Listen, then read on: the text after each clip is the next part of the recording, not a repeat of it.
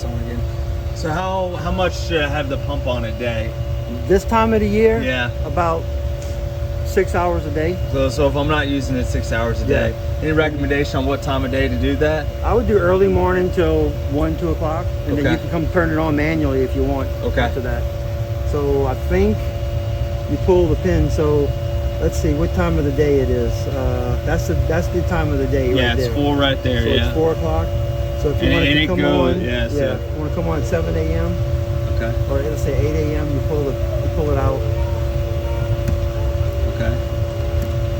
And then basically go to 2. There we go. Gotcha. All right. And so it should just click. Now to take it out of manual, I just have to put it in the middle. It looks like. Okay. All right. I guess the only other thing, and I'll just have to figure out. If I can't figure it out by next week, I'll steal your son's knowledge on this to keep it on high power setting. Yeah. It has state. Well, we've been messing with it a bunch, but but I would run it on high speed.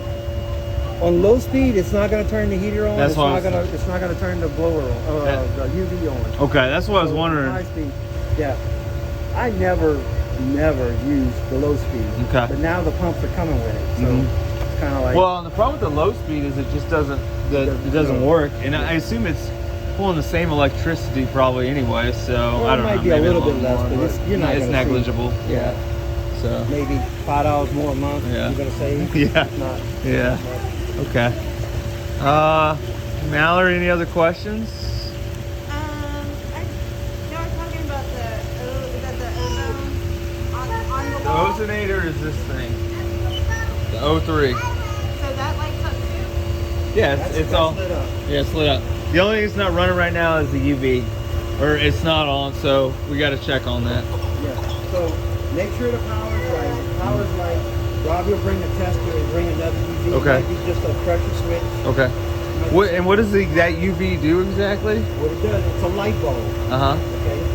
And when water passes around that light, it instantly kills the bacteria. It's like UV sterilization. Gotcha. So like bottled water. And all that. Okay. So once this is all working, you're gonna be able to drink this water. It's like tap water. Hear that, RJ? What I'm trying to figure out is I only see one pipe in. How does that, I mean, if it goes in, it comes out the same way? Or is there one in the back? I'm sorry, there's one in the back. Filter, it's coming down, coming up. Alright, going to the heater, and then back. Okay, gotcha. So yeah, it comes through, hits the light, and then back. Okay. Yeah, this is the outlet, so it's coming this way. Okay. The inlet's down there, and the outlet's up here. So we should see a blue light, which is not on. You should see a little light right here. Okay, gotcha. Okay. So just make sure that he's got everything hooked up.